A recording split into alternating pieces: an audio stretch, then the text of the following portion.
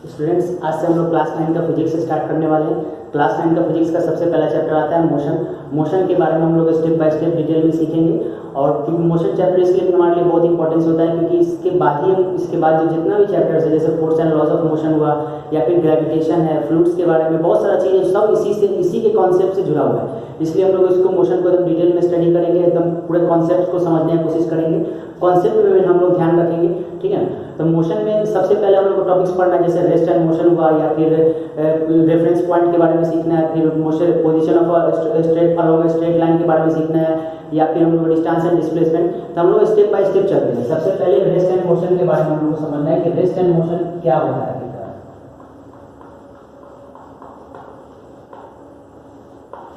Rest and motion, तो rest and motion का क्या मतलब है? रेस्ट का मतलब होता है कि कोई ऑब्जेक्ट अगर अपने टाइम के साथ अपने पोजीशन में कोई अपने पोजीशन या जगह में कोई चेंजिंग नहीं कर रहा होगा तो हम क्या बोलेंगे कि ऑब्जेक्ट क्या है? रेस्ट में है, ठीक है।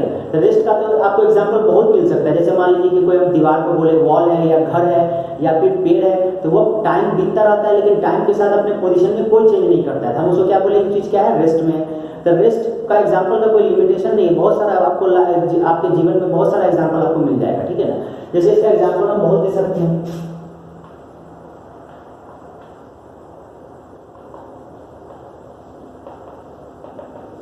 एग्जाम्पल्स हो जाएगा, वॉल हो गया या क्या कहते हैं ट्री हो गया, है ना, ये सब हो गया। और अब हम लोग को समझना है कि मोशन का क्या मतलब है। मोशन का क्या मतलब है? देखिए, मोशन का क्या मतलब होता है? जैसे कोई ऑब्जेक्ट अगर अपना टाइम के साथ अपने पोजीशन में लगातार चेंजिंग करता रहेगा, अगर टाइम बीतता रहेगा और टाइम के साथ पोजीशन में चेंजिंग होता रहेगा, मतलब जगह अगर बदलेगा उस ऑब्जेक्ट का या पोजीशन में अगर लगातार चेंज होगा तो हम क्या बोलेंगे कि ऑब्जेक्ट क्या चीज में है? मोशन में है, ठीक है। तो मोशन का एग्जाम्पल, मोशन का एग्जाम्पल और भी बहुत सारा है। जैसे मान लीजिए एग्जाम्पल दे रहे कोई कार है जो लगातार मूव कर रहा है, या फिर क्या कहते हैं कोई एरोप्लेन मूव कर रहा है, एरोप्लेन मोशन में है तो हम क्या बोलेंगे? वो चीज़ मोशन में है। कोई ट्रेन मूव कर रहा है तो हम उसको कहेंगे कि मोशन में है। यहाँ तक कि हमारे ब्लड जो हमारे सर्कुलेटरी सिस्टम में काम करता रहता है वो भी लगातार हमारे बॉडी में लगातार पंपिंग की तरह काम करता है, क्योंकि हार्ट पंपिंग का सोर्स होता है, तो लगातार मोशन में होता रहता है। और सन, हम एक चीज़ और समझना है कि जो प्लैनेट्स है वो भी सारा क्या है? मोशन में है। अब जैसे देखिए, अब जैसे सन सोलर सिस्टम में हम अगर देखेंगे तो सन को तो हम कुछ देर के लिए मान के चलते हैं कि रेस्ट में है, लेकिन ऐसा नहीं है। सन क्या है कि सन और पूरा प्लैनेट एक सोलर सिस्टम बनाता है, और ये सोलर सिस्टम भी, पूरा सोलर सिस्टम क्या होता है कि मिल्की वे गैलेक्सी के सेंटर के अबाउट लगातार मोशन करता है। मतलब क्या है कि बहुत हाई स्पीड से करता है। मतलब सन इज ऑल्सो मूविंग, मतलब सन रेस्ट में नहीं है, सन इज ऑल्सो मूविंग है। होल मतलब क्या, हम क्या बोलेंगे कि whole solar system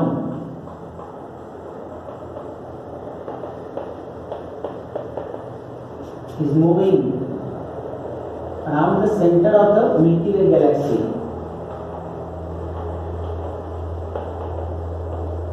Around the center of the Milky Way galaxy at very high speed. Around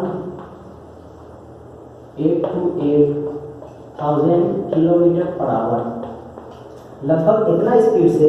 मतलब क्या है यहाँ पर बताने का मतलब, ये एक्सेप्शनल केस था इसलिए हम सोचे कि इसको भी समझा दिया जाए। देखिए, सन क्या है कि सोलर सिस्टम जो है पूरा लगातार वो मूव करता रहता है, मतलब पूरा इवन सन को लेके पूरा जो सोलर सिस्टम इंक्लूड होता है, सोलर सिस्टम पूरा हमारा क्या होता है? Centre of the milky way Galaxy के सेंटर के अबाउट लगातार मोशन में लगातार मूव करता रहता है। मतलब पूरा centre of the milky way very high speed, मतलब क्या है?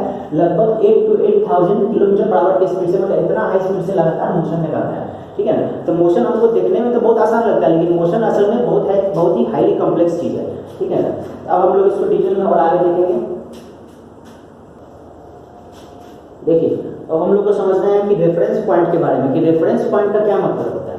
देखिए,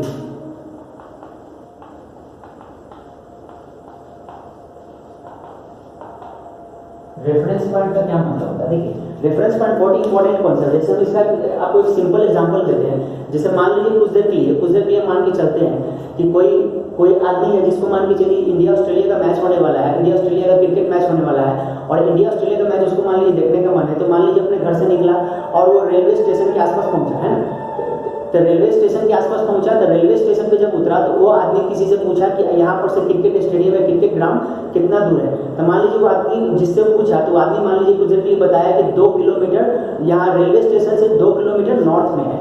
तो अब यहाँ पर रेफरेंस पॉइंट तो कैसे लेंगे, देखिए यहाँ पर इसको इमेजिन करते हैं पहले।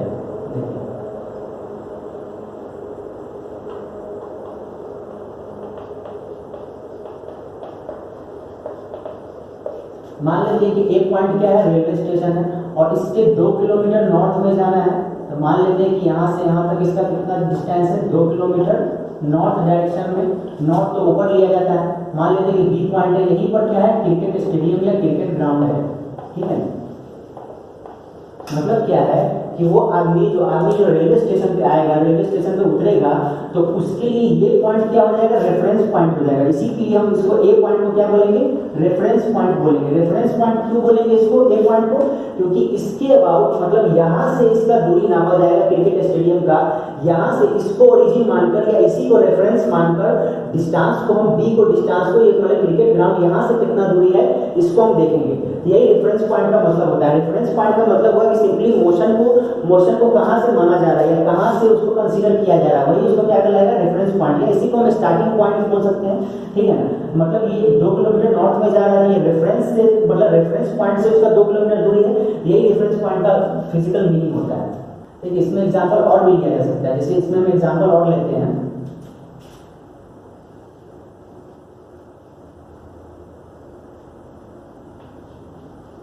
मान लीजिए वॉल है और इस यहाँ पर कोई टेबल, मान लीजिए टेबल है, ठीक है ना। टेबल पे मान लीजिए कुछ देर के लिए बुक रखा हुआ है।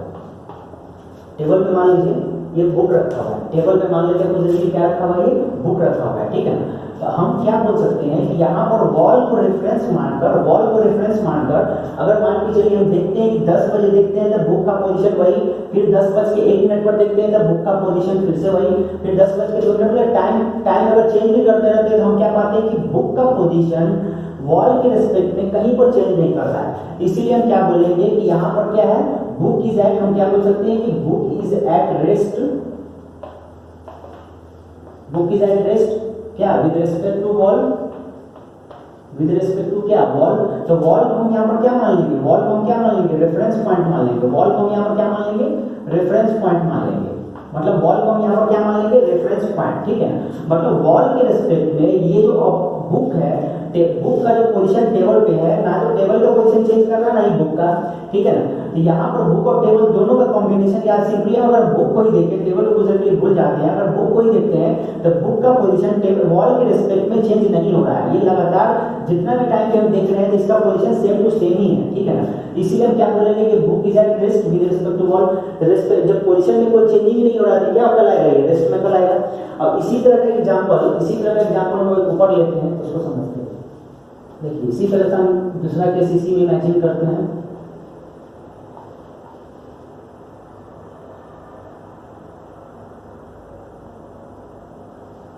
मान लेते हैं कि कोई मैन है, मैन का पूरा फिगर नहीं बनाया लेकिन इसे समझने की इमेजिन कर लीजिए। मान लीजिए पहले एक पॉइंट पर था, अब मान लीजिए यही मैन क्या हुआ, बी पॉइंट पे आ गया। मान लीजिए क्या हुआ, बी पॉइंट पे ट्रैवल कर गया। तो अब यहाँ पर क्या पाया जाएगा, अगर वॉल के यहाँ पर कोई आदमी अगर खड़ा रहेगा, वॉल के यहाँ पर अगर मान लीजिए कुछ देर इमेजिन करिए कि वॉल के यहाँ पर कोई आदमी, कोई एक पर्सन खड़ा हुआ है, कोई एक आदमी है, मान लीजिए यहाँ पर कोई पर्सन खड़ा हुआ है, ठीक है।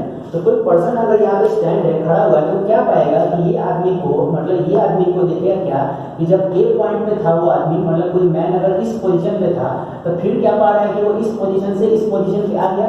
मतलब इस पोजीशन में क्या हो रहा है, इसका मोशन हो रहा है, ठीक है ना। इसका क्या कहा जा रहा है कि मोशन हो रहा है। तो इससे क्या पता चला कि यहाँ पर अगर हम वॉल को रेफरेंस माने या इस पर्सन को रेफरेंस माने, मतलब जो भी वॉल के यहाँ पर जो भी चीज है या वॉल को ही रेफरेंस पॉइंट मान ले, तो यहाँ पर क्या हो जाएगा कि वॉल के रिस्पेक्ट में ये मैन, यहाँ पर जो आदमी था, इसके सामने जो वॉल के सामने जो आदमी है वो क्या है, मोशन में। क्यों, क्योंकि अपने पोजीशन में चेंजिंग कर रहा है। मतलब अगर वॉल को रेफरेंस पॉइंट, हम वॉल को क्या कर लेते हैं, रेफरेंस पॉइंट मान लेंगे।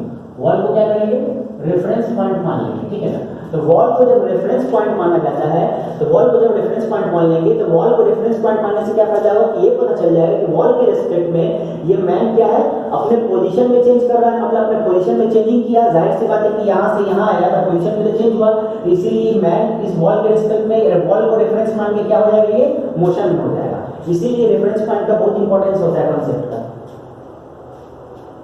अब हम लोग को समझना है कि मोशन इज रिलेटिव। मोशन क्या है, रिलेटिव क्वांटिटी है। मोशन क्या है, रिलेटिव क्वांटिटी है। Motion is relative, it is not absolute. ये बहुत इंपॉर्टेंट कॉन्सेप्ट है। मोशन इज क्या है, motion is relative, it is not absolute. अब इसका क्या मतलब है, देखिए इसका रियल मीनिंग क्या है। अब जैसे मान लीजिए एग्जांपल दे रहे हैं कि मोशन इज रिलेटिव का क्या मतलब हुआ, कि मतलब मोशन इज रिलेटिव का एग्जांपल देंगे तो आप लोग क्लियर हो जाएगा। जैसे मान लीजिए कि हम ट्रेन में कंपार्टमेंट में बैठे हुए, ट्रेन के डिब्बा में बैठे हुए, तो हम क्या पाते हैं कि ट्रेन के डिब्बा में हमारा जो पोजीशन है वो ट्रेन के वॉल के रेस्पेक्ट में या कंपार्टमेंट के वॉल के रेस्पेक्ट में या कंपार्टमेंट में जो भी सामान रखा हुआ है उसके रेस्पेक्ट में, जो फिक्स्ड है उसके रेस्पेक्ट में क्या है कि हमारे पोजीशन में कोई चेंजिंग नहीं हो रहा है। मतलब हम अपने आप को देखें तो कंपार्टमेंट के रेस्पेक्ट में, ट्रेन के डिब्बा के रेस्पेक्ट में हम अपने आप को क्या पाते हैं, रेस्ट में। लेकिन अगर उसी टाइम में अगर कोई प्लेटफॉर्म पे कोई आदमी था या प्लेटफॉर्म के रेस्पेक्ट में अगर हम देखेंगे, जो जिस प्लेटफॉर्म से मान के चलिए, मान लेते कोई भी रेलवे स्टेशन के प्लेटफॉर्म से वो ट्रेन निकला था, तो कुछ देर के बाद हम पा रहे हैं कि ट्रेन, हम अपने आप को क्या पा रहे हैं कि कंपार्टमेंट में ट्रेन तो मोशन में है, लेकिन हम अपने पोजीशन को अगर एज्यूम करते हैं, हम अपने पोजीशन को अगर गौर से देखते हैं, हम अच्छा से एज्यूम करते हैं, तो क्या पाते हैं कि कंपार्टमेंट के रेस्पेक्ट में हमारे बॉडी में कोई पोजीशन में चेंजिंग नहीं हुआ, क्योंकि हमारा बॉडी कंपार्टमेंट के रेस्पेक्ट में रेस्ट में है। लेकिन अगर वही प्लेटफॉर्म पे कोई आदमी खड़ा हुआ है या प्लेटफॉर्म के रेस्पेक्ट में देखते हैं, तो हम क्या पाते हैं कि पूरा ट्रेन मोशन में है। और जब पूरा ट्रेन मोशन में माना जाता है तो उसके रेस्पेक्ट में, प्लेटफॉर्म के रेस्पेक्ट में हमारा बॉडी भी मोशन में कहलाता है। ठीक है ना, तो यही चीज यहाँ पे बहुत इंपॉर्टेंट चीज है। मतलब कि एक ही टाइम में क्या हुआ कि एक ही समय में एक चीज के पोजीशन के रेस्पेक्ट में, एक चीज के रेस्पेक्ट में वो चीज रेस्ट में हो जाएगा, तो एक चीज के रेस्पेक्ट में क्या हो जाएगा, मोशन हो जाएगा। मतलब क्या करने का इसका मतलब है, सिंपल तरीके से करने का मतलब है कि एक ही टाइम में अगर वो आदमी अपने कंपार्टमेंट के रेस्पेक्ट में, मतलब ट्रेन के डिब्बा के रेस्पेक्ट में देखता है तो क्या पाता है कि वो रेस्ट में है। और वही चीज को अगर प्लेटफॉर्म के रेस्पेक्ट में देखता है, जिस प्लेटफॉर्म से वो छूटा था या निकला था, तो क्या पाता है, मोशन में पाता है। तो इसीलिए कहा जाता है कि मोशन इज रिलेटिव। इसीलिए कहते हैं कि मोशन क्या है, रिलेटिव क्वांटिटी है, ये एब्सोल्यूट क्वांटिटी नहीं है। इसका एग्जांपल और भी बहुत अच्छा एग्जांपल हो सकता है। जैसे मान लीजिए कुछ देर के लिए एक बस है, बस में कोई आदमी बैठा हुआ है, तो मान लीजिए क्या है, बस है, मान लीजिए इसके अंदर कोई आदमी बैठा हुआ है, और मान लीजिए कि रोड के साइड में ग्राउंड से कोई आदमी देख रहा है। मान लीजिए रोड पे क्या है, मोशन में रोड, ग्राउंड पे कोई मान लीजिए चलिए कोई दूसरा आदमी है, ग्राउंड पे मान लीजिए कोई दूसरा आदमी है, और ये मान लीजिए, अब ध्यान से देखिए, मान के चलिए हम अपने आप को एज्यूम करते हैं बस के अंदर, बस क्या है, मोशन में है। तो बस के अंदर जब हम बैठे रहते हैं, हम जब सीट पे बैठे रहते हैं, तो हम क्या पाते हैं कि हमारा जो सीट का जो रेस्पेक्ट, हमारा जो सीट का पोजीशन है वो बस के रेस्पेक्ट में कोई चेंजिंग नहीं होता। मतलब बस के रेस्पेक्ट में हमारा बॉडी और हमारा पूरा सीट क्या है, रेस्ट में, ठीक है। लेकिन उसी टाइम में जो ग्राउंड पे जो आदमी कोई खड़ा हुआ है, ग्राउंड पे कोई ऑब्जर्वर है या ग्राउंड पे कोई आदमी है, तो वो क्या पाता है कि पूरे बस को मोशन में पाता है। बस के साथ जो आदमी जो बैठा हुआ है ग्राउंड के रेस्पेक्ट में, वो आदमी क्या लगेगा, मोशन में। मतलब एक ही टाइम में सेम टाइम में अगर मान के चलिए 10 बजे देखते हैं, तो 10 बजे जो आदमी जो बस के अंदर बैठा हुआ है, उसको बस के रेस्पेक्ट में अपना पोजीशन क्या लगेगा, रेस्ट में लगेगा। लेकिन उसी टाइम में जो ग्राउंड पे जो आदमी खड़ा हुआ है, बैठा हुआ है, उसको क्या लगेगा, ये आदमी मोशन में लगेगा। इसीलिए हम क्या बोलते हैं, इसीलिए बोला जाता है कि मोशन क्या है, रिलेटिव क्वांटिटी, मतलब एक दूसरे से रिलेशन में आता है, रिलेटिव होता है, ये एब्सोल्यूट क्वांटिटी नहीं होता है। अब हम लोग को समझना है position of particle along a straight line. Position of particle और object along a straight line.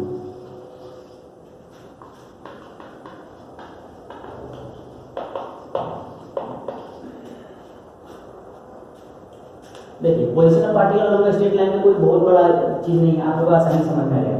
सीधा सीधी नंबर लाइन की रिप्रेजेंटेशन की तरह इसको डिनोट किया जाता है, सीधा नंबर लाइन की रिप्रेजेंटेशन की तरह। मान के चलिए 0 है, ठीक है, मान लेते हैं 0 है, ठीक है, 1 2 3 4 5, ठीक है। इधर की तरफ माइनस में ले लेंगे, -2 -3 -4 -5, ठीक है। तो ये इस तरह से एज्यूम किया जाता है कि मतलब इसमें कुछ है नहीं, ये क्वेश्चन पे डिपेंड करता है कि क्वेश्चन में क्या डाटा दिया हुआ है, किस तरह से क्वेश्चन दिया हुआ है, उसके हिसाब से प्रोसीड करते हैं, ठीक है। मतलब क्या है कि स्ट्रेट लाइन के बारे में बात हो रहा है कि पोजीशन ऑफ द पार्टिकल या पोजीशन ऑफ द पार्टिकल और ऑब्जेक्ट अलोंग स्ट्रेट लाइन, मतलब कि कोई ऑब्जेक्ट का जो पोजीशन है, मतलब स्ट्रेट लाइन पे कैसा पोजीशन है, मतलब स्ट्रेट लाइन पे अगर स्ट्रेट लाइन मोशन हो रहा है, मान के चलिए कि हम कहें कि स्ट्रेट लाइन में कोई ऑब्जेक्ट अगर मोशन कर रहा है तो उसमें पोजीशन को हम कैसे एज्यूम करेंगे, पोजीशन को कैसे हम पेपर पे दिखाएंगे, उसको प्रॉब्लम को उसके मोशन को पूरी फुल्ली कंसीडर करने के लिए, फुल्ली पूरा उसके मोशन को समझने के लिए। तो हम जीरो को क्या मान लेंगे, यहाँ पर जीरो को क्या मानेंगे, रेफरेंस पॉइंट मानेंगे।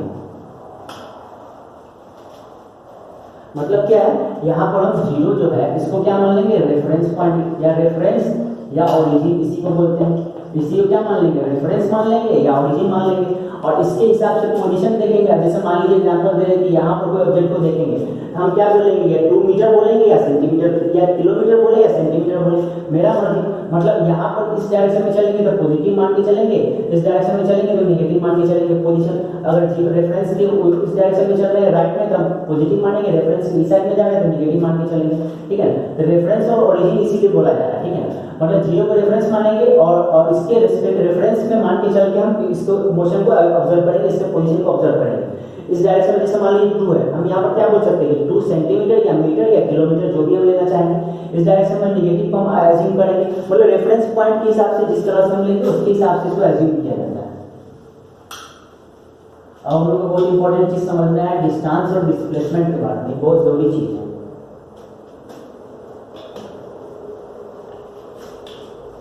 देखिए डिस्टेंस का सिंपली क्या मतलब है, डिस्टेंस का मतलब होता है सीधा, डिस्टेंस का सिंपली क्या मतलब हो जाएगा, डिस्टेंस का मतलब सिंपली होता है कि actual path covered by the object या total length covered by the object. कोई ऑब्जेक्ट कितना दूरी चला है या कोई ऑब्जेक्ट कितना लंबा पाथ चला है या कैसे पाथ चला है, उसको क्या बोलेंगे, डिस्टेंस कवर्ड। और डिस्प्लेसमेंट का सिंपली मतलब होता है कि कोई ऑब्जेक्ट कोई 2 पॉइंट के बीच में जाने के लिए, 2 जगह जाने के लिए बीच में जो शॉर्टेस्ट पाथ हो सकता है या जो शॉर्टेस्ट स्ट्रेट लाइन पाथ हो सकता है उसको हम क्या बोलेंगे, डिस्प्लेसमेंट बोलेंगे। जैसे इसको हम लोग समझते हैं, डिटेल में समझेंगे।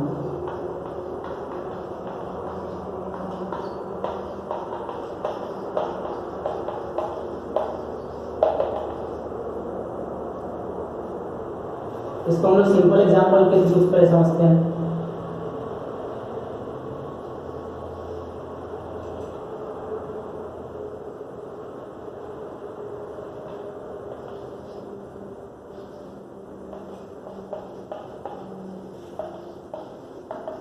देखिए यहाँ पर हम मान लेते हैं, कुछ इमेजिन करते हैं कि कोई ऑब्जेक्ट को, कोई इंसान को या कोई ऑब्जेक्ट को ए से बी पर उसको जाना है, ठीक है ना। तो ए से बी पर जाने के लिए एक तो ये कर्व पाथ है। ये कर्व पाथ क्या है कि एक्चुअल पाथ है। कर्व पाथ क्या है, एक्चुअल पाथ है। तो कर्व पाथ एक्चुअल पाथ है, तो इसका मतलब क्या है कि डिस्टेंस कवर्ड का क्या मतलब होता है कि total path covered by the object या total distance covered, total length covered by the object, ठीक है ना। तो वो क्या कहलाएगा, डिस्टेंस कहलाएगा। जैसे मान लीजिए यहाँ पर अगर हम कोई कह दीजिए कि ए टू बी उसको जाना है, अगर ए टू बी को कर्व पाथ के थ्रू जा रहा है, कर्व पाथ के थ्रू जा रहा है, तो हम क्या बोलेंगे कि यहाँ पर क्या किया है, वो डिस्टेंस कवर्ड किया है। हम क्या बोलेंगे, अगर कर्व पाथ के थ्रू ए टू बी अगर कर्व पाथ के थ्रू जा रहा है तो हम क्या बोलेंगे, डिस्टेंस कवर किया है। और यदि ए टू बी अगर हम ये मान के चले कि स्ट्रेट लाइन पाथ पे जा रहा है, क्या है, स्ट्रेट लाइन पाथ, जो इसका जो ए से बी जो डायरेक्ट पाथ है, डायरेक्ट शॉर्टेस्ट पाथ जो है, अगर वो स्ट्रेट लाइन पाथ पे होकर जा रहा है तो हम क्या बोलेंगे कि डिस्प्लेसमेंट कवर किया है। क्या बोलेंगे, डिस्प्लेसमेंट कवर किया है। क्या बोलेंगे, डिस्प्लेसमेंट कवर किया है। बहुत जरूरी चीज है। देखिए अब यहाँ पर एक चीज समझ में आ रहा है, देखने से हमको लग रहा है कि ए टू बी जो जाने के लिए डिस्टेंस कवर, उसको अगर डिस्टेंस अगर कवर करना है तो इसका मतलब है कि डिस्टेंस कवर जो है वो डायरेक्शन पे डिपेंड नहीं कर रहा है। लेकिन जब डिस्प्लेसमेंट का हम ऑब्जर्व कर रहे हैं तो मेरे दिख रहा है कि शॉर्टेस्ट पाथ किसी न किसी स्पेसिफिक डायरेक्शन में, एक खास डायरेक्शन में होगा। अब इसको आप नॉर्मल तरीके से भी इमेजिन करके देखिए। जैसे मान लीजिए कि कोई आदमी को दिल्ली से हरिद्वार जाना है, ठीक है, दिल्ली से हरिद्वार बस के थ्रू जाना है, तो हम क्या पाते हैं कि दिल्ली से हरिद्वार के पीछे बहुत सारा टर्न्स, बहुत सारा मोड़, रास्ता में बहुत सारा मोड़ आ सकता है, ठीक है ना। तो हम क्या पाते, हम यहाँ पर क्या बोलेंगे कि जो टर्न्स पूरा जो एक्चुअल पाथ जो कवर करेगा, टोटल जो लेंथ जो कवर करेगा या एक्चुअल पाथ जो कवर करेगा, हम उसको क्या बोलेंगे कि वो डिस्टेंस ट्रेवल किया। हम क्या बोलेंगे कि वहाँ पर डिस्टेंस ट्रेवल किया है, क्योंकि वो डिस्टेंस जो एक्चुअल पाथ जो कवर कर रहा है, जो टेढ़ा मेरा रास्ता होकर जा रहा है, तो वो वहाँ पर डायरेक्शन पे डिपेंड नहीं करता है। लेकिन अगर हम ये इमेजिनरी कुछ ऐसा या सिचुएशन ऐसा मान के चलिए, या कुछ ऐसा स्ट्रेट लाइन पाथ अगर देखेंगे दिल्ली से हरिद्वार के बीच में जो स्ट्रेट लाइन पाथ हो सकता है, शॉर्टेस्ट पाथ हो सकता है, स्ट्रेट लाइन लेकिन होना चाहिए, हम वहाँ पर क्या बोलेंगे वो डिस्प्लेसमेंट है उसके बीच का। तो हम क्या पा रहे हैं कि शॉर्टेस्ट पाथ या स्ट्रेट लाइन पाथ किसी न किसी खास डायरेक्शन में होगा, हर डायरेक्शन में वो स्ट्रेट शॉर्टेस्ट पाथ नहीं हो सकता है, किसी शॉर्टेस्ट पाथ किसी मेरे एक ही डायरेक्शन में नजर आएगा, किसी न किसी एक ही स्पेसिफिक डायरेक्शन में नजर आएगा, ठीक है ना। इसीलिए हम क्या बोलते हैं कि डिस्प्लेसमेंट डायरेक्शन पे भी डिपेंड करता है। अब यहाँ पर जो डायरेक्शन और इसका है, अब इसके बारे में हम लोग को अब इससे रिलेटेड हमको समझना है, जो मेजरमेंट चैप्टर में हम लोग को पढ़ना है, लेकिन एनसीईआरटी में तो नहीं है, लेकिन हम लोग को इसमें बेसिक समझना रहता है। जैसे मान लीजिए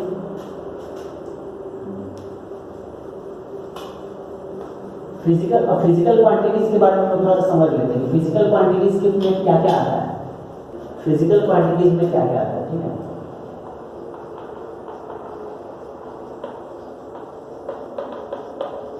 फिजिकल क्वांटिटीज में क्या आ जाएगा, स्केलर आता है, स्केलर क्वांटिटी आता है,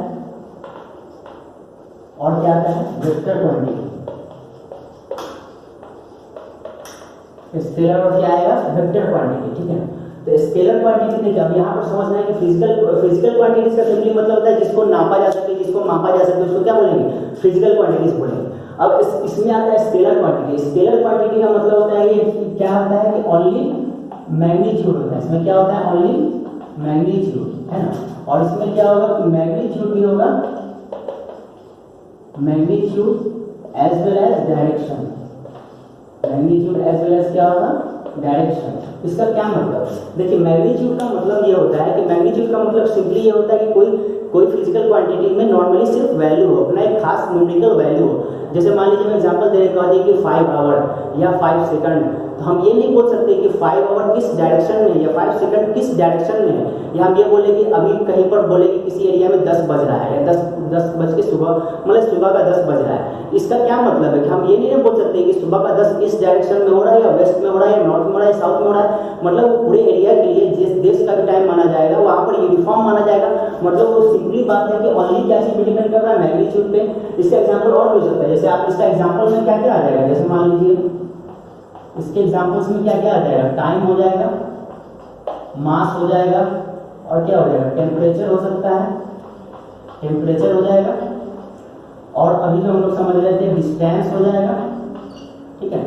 टाइम हो गया, मास हो गया, टेम्परेचर हो गया, डिस्टेंस हो गया। अब देखिए मास भी तो आखिरकार किसी क्वांटिटी में मतलब डायरेक्शन पे डिपेंड नहीं कर रहा है। हम जैसे मान के चलिए बोल दिए कि 5 kg है, किसी चीज का वजन 5 kg है, किसी इंसान का वेट 5 kg या 50 kg या 60 kg है, तो हम ये नहीं बोल सकते कि इस डायरेक्शन में या वेस्ट में या नॉर्थ में या साउथ में या अपवर्ड में या डाउनवर्ड है। मतलब वो यूनिफॉर्म होता है, मतलब उसमें ओनली मैग्नीट्यूड होता है। ये सिर्फ बोलेंगे कि कितना kg का है, कितना मास है उसका, ये नहीं बोलेंगे किस डायरेक्शन में। उसी तरह से टेम्परेचर भी है, टेम्परेचर में भी हम सिंपली बोलते हैं कि किसी एरिया का टेम्परेचर 30 डिग्री सेंटीग्रेड है, या इतना डिग्री फ़ारेनहाइट है, जो भी बोलेंगे, या किसी ऑब्जेक्ट का ही वेट बोलते हैं, या किसी ऑब्जेक्ट का ही टेम्परेचर बोलते हैं। हम डायरेक्शन पर टेम्परेचर डिपेंड नहीं करता है, ठीक है ना। इसलिए टेम्परेचर को भी क्या माना जाता है, स्केलर क्वांटिटी। अब उसी तरह से हम लोग को भी समझना था डिस्टेंस वाला, जो समझ रहे थे डिस्टेंस भी डायरेक्शन पर डिपेंड नहीं कर रहा है। डिस्टेंस में भी ओनली क्या है, मैग्नीट्यूड है। ओनली ये बताएगा कि 5 किलोमीटर है, या 5 मीटर है, या 5 सेंटीमीटर है। वो ये नहीं बताएगा कि किस डायरेक्शन में है। इसलिए ये भी क्या हो गया, स्केलर क्वांटिटी में आ गया। अब वेक्टर क्वांटिटी में सोचिए क्या क्या होगा, वेक्टर में होता है फोर्स होगा, एक्सेलरेशन होगा, ठीक है, फोर्स होगा, एक्सेलरेशन होगा, और भी है, और अभी जो हम लोग पढ़ रहे हैं डिस्प्लेसमेंट है, अभी जो हम लोग पढ़ रहे थे डिस्प्लेसमेंट भी है। देखिए अब वेक्टर क्वांटिटी में क्या है, वेक्टर क्वांटिटी में ऐसा फिजिकल क्वांटिटी है जिसमें मैग्नीट्यूड भी होता है, साथ साथ डायरेक्शन है। मतलब कि कोई ऑब्जेक्ट में मैग्नीट्यूड भी है, मतलब वैल्यू भी है, कोई न्यूमेरिकल वैल्यू भी है, जो उसका यूनिट है वो भी है, और उसके साथ साथ किसी स्पेसिफिक डायरेक्शन में भी, मतलब डायरेक्शन भी वहाँ पे इंपॉर्टेंस होगा। इसलिए हम उसको क्या बोलेंगे, वेक्टर क्वांटिटी बोलेंगे। जैसे मान लीजिए फोर्स है, तो फोर्स में हम बोलते हैं ना कि 50 न्यूटन फोर्स लग रहा है, 30 किलो न्यूटन लग रहा है, जितना भी न्यूटन फोर्स लग रहा है, तो न्यूटन तो इसका ऐसा यूनिट होता है, न्यूटन तो इसको बताएगा, और न्यूटन के साथ कोई न्यूमेरिकल वैल्यू रहेगा। जैसे मान लीजिए हम एग्जांपल बोल दिए कि 5 न्यूटन है या 60 न्यूटन है, लेकिन यहाँ पर न्यूटन के साथ साथ डायरेक्शन भी तो इंपॉर्टेंट होता है ना कि किस डायरेक्शन में फोर्स लग रहा है, क्योंकि जिस डायरेक्शन में फोर्स लगेगा उसी डायरेक्शन में ऑब्जेक्ट का जाने का टेंडेंसी होता है, उसी डायरेक्शन में ऑब्जेक्ट के मोशन का होने का टेंडेंसी होता है, ठीक है ना। तो यहाँ पर डायरेक्शन इंपॉर्टेंट होता है, उसी तरह से एक्सेलरेशन भी जो हम लोग आगे बढ़ेंगे। और अभी जो हम लोग पढ़े थे डिस्प्लेसमेंट का भी unit same to same distance की तरह होता है, लेकिन डिस्प्लेसमेंट में क्या है कि डायरेक्शन भी इंपॉर्टेंट होता है। क्यों? क्योंकि डिस्प्लेसमेंट किसी खास डायरेक्शन में ही हम मान सकते हैं कि शॉर्टेस्ट पाथ किसी स्पेसिफिक डायरेक्शन में ही होगा, ठीक है। स्टूडेंट्स, तो हम लोग कुछ एग्जांपल देखेंगे डिस्टेंस और डिस्प्लेसमेंट का। डिस्टेंस और डिस्प्लेसमेंट के प्रॉब्लम्स का एग्जांपल देखेंगे, ठीक है। उससे हम लोग अंदाजा करेंगे कि डिस्टेंस और डिस्प्लेसमेंट कैसे फाइंड आउट किया जाता है। कुछ उसका प्रैक्टिकल एग्जांपल देखेंगे तब हम लोग और क्लियर हो जाएगा, ठीक है। जैसे मान लेते हैं कि स्क्वायर फील्ड है, मान लीजिए कुछ देर के लिए क्या है, स्क्वायर फील्ड है ना। मान लीजिए कुछ देर के लिए क्या है, ये कौन सा फील्ड है, स्क्वायर फील्ड है, इसको स्क्वायर फील्ड एज्यूम करते हैं, ठीक है। तो क्या है एज्यूम कर रहे हैं, स्क्वायर फील्ड एज्यूम कर रहे हैं, ठीक है। मान लेते हैं कि कोई ऑब्जेक्ट है जिसको ए से कहा जाना है, उसको बी उसका क्या है, मतलब ए इनिशियल पॉइंट है, बी उसका क्या है, फाइनल पॉइंट है। मतलब ए इनिशियल पॉइंट मान ले, बी मतलब क्या हुआ कि ए उसका मतलब ए से उसको चलना है और कहां उसको पहुंचना है, बी पर पहुंचना है, मतलब बी उसका डेस्टिनेशन। स्क्वायर फील्ड है मान लेते हैं, ठीक है। और मान लेते हैं कि ये भी 1 मीटर साइज का है, ये भी 1 मीटर मतलब स्क्वायर है, तो जाहिर सी बात है कि सब 1 मीटर होगा, ठीक है। अब इसमें मान के चलिए कोई बोल रहा है कि एक पॉइंट से वो चला है और कहां गया है, वो बी पे गया है, तो कोई इसी में पूछ दिया कि फाइंड डिस्टेंस एंड क्या बोला इसी में, डिस्प्लेसमेंट। तो हम कैसे फाइंड आउट करेंगे इसमें डिस्टेंस और डिस्प्लेसमेंट। देखिए डिस्टेंस तो सिंपल है, डिस्टेंस में क्या होगा, डिस्टेंस हम कैसे निकालेंगे, मतलब ये ऑब्जेक्ट कैसे चलेगा, ए से जाएगा, इस पाथ पे जाएगा और इस पाथ पे होके फिर से बी पे पहुंच जाएगा, मतलब ये स्क्वायर का ये वाला पाथ कवर करेगा और ये ऊपर वाला पाथ कवर करके वो बी पे पहुंच जाएगा। डिस्टेंस का अगर बात करते हैं, डिस्टेंस का मतलब हो जाएगा कि एक्चुअल पाथ या टोटल पाथ कवर का ही ऑब्जेक्ट, मतलब कितना हो जाएगा 1 मीटर प्लस 1 मीटर, तो मतलब कि डिस्टेंस कितना आ गया, 2 मीटर आ गया, क्योंकि ये 1 मीटर इधर चला और 1 मीटर यहाँ पे, तब क्या हो जाएगा, बी पे पहुंच जाएगा। अब इसी में बोल दिया कि आप डिस्प्लेसमेंट फाइंड आउट कीजिए। अब देखिए, अब डिस्प्लेसमेंट के लिए ध्यान से देखिए, डिस्प्लेसमेंट के लिए क्या करेंगे बताइए, ए से बी पर ये क्या हो गया, मतलब इस पर ये टोटल पाथ जो कवर किया होगा डिस्टेंस हो, और ये जो ए से बी मेरे एक शॉर्टेस्ट पाथ दिख रहा है जो कि डायगोनल ऑफ द क्या है, डायगोनल ऑफ द स्क्वायर है। और डायगोनल ऑफ द स्क्वायर यहां पर अगर इसको इस साइड पे अगर हम देखें तो हम क्या पा रहे हैं, ये राइट एंगल ट्रायंगल बना रहा है, ये क्या रहा है, एक बी, ये पॉइंट है, ये ए है और ये ट्रायंगल का, तो ये क्या करता है, ये एक राइट एंगल ट्रायंगल बनाना है, मतलब इस पे पाइथागोरस थ्योरम अप्लाई किया जा सकता है, ठीक है। तो पाइथागोरस थ्योरम के अकॉर्डिंग क्या हो जाएगा, ये 1 मीटर है, ये 1 मीटर है, तो क्या हो जाएगा 1 स्क्वायर प्लस 1 स्क्वायर, ठीक है। मतलब रूट के अंदर, तो रूट के अंदर हम क्या लिख देंगे, रूट के अंदर क्या लिख देंगे 1 स्क्वायर प्लस 1 स्क्वायर, मतलब पाइथागोरस थ्योरम लगा के क्या कर देंगे, डायगोनल ऑफ द स्क्वायर निकाल रहे हैं, ठीक है। तो रूट अंडर क्या हो गया 1 प्लस 1, तो क्या आ गया रूट अंडर 2, और जो कि होता है 1.41 मीटर के आसपास, ठीक है। मतलब रूट 2 का वैल्यू क्या होता है 1.41 के आसपास होता है, ठीक है। हम क्या पा रहे हैं कि डिस्टेंस जो इस केस में स्क्वायर फील्ड में जो ऑब्जेक्ट है, जो इंसान जो डिस्टेंस कवर किया है वो कितना कवर किया है, 2 मीटर बी पर पहुंचने के लिए, ए से बी पर जाने के लिए इसको डिस्टेंस कितना कवर करना पड़ा, 2 मीटर कवर करना पड़ा, और डिस्प्लेसमेंट उसके लिए कितना हो 1.41। तो हम क्या पा रहे हैं कि डिस्टेंस के कंपैरिजन में डिस्प्लेसमेंट जो है वो डिस्प्लेसमेंट क्या हुआ, कम मैग्नीट्यूड का है, डिस्प्लेसमेंट का मैग्नीट्यूड क्या हो गया, कम हो गया, तो ऐसे ही डिस्प्लेसमेंट कम ही होगा, मतलब शॉर्टेस्ट पाथ इसका डायगोनल के अकॉर्डिंग, मतलब कि डायगोनल पाथ पे कवर करके जाएगा डिस्प्लेसमेंट पे, अगर डिस्प्लेसमेंट अगर कवर करेगा तो, ठीक है ना। तो देखिए हम लोग डिस्टेंस का डिस्प्लेसमेंट का एक और फार्मूला होता है, डिस्प्लेसमेंट बराबर हम बोलते हैं final position minus initial position, और उससे रिलेटेड पहले हम लोग फार्मूला लिखते हैं, उसका फिर उसका कांसेप्ट समझ लेते हैं और उसका फिर उसका एग्जांपल भी देखेंगे, ठीक है। देखिए डिस्प्लेसमेंट बराबर शॉर्टकट बोला जाता है कि डिस्प्लेसमेंट बराबर क्या होता है, फाइनल पोजीशन माइनस क्या होता है, इनिशियल पोजीशन। डिस्प्लेसमेंट बराबर क्या बोलते हैं, दूसरा फॉर्म में दूसरा तरीके से डिस्प्लेसमेंट क्या बोला जाता है, डिस्प्लेसमेंट बराबर क्या होता है, final position minus initial position, ठीक है। इसका हम लोग एग्जांपल देखेंगे तो और ज्यादा क्लियर हो जाएगा। जैसे मान लीजिए कुछ देर के लिए हम एग्जांपल 2 देख रहे हैं, ठीक, एग्जांपल 2 देख रहे हैं डिस्टेंस और डिस्प्लेसमेंट को।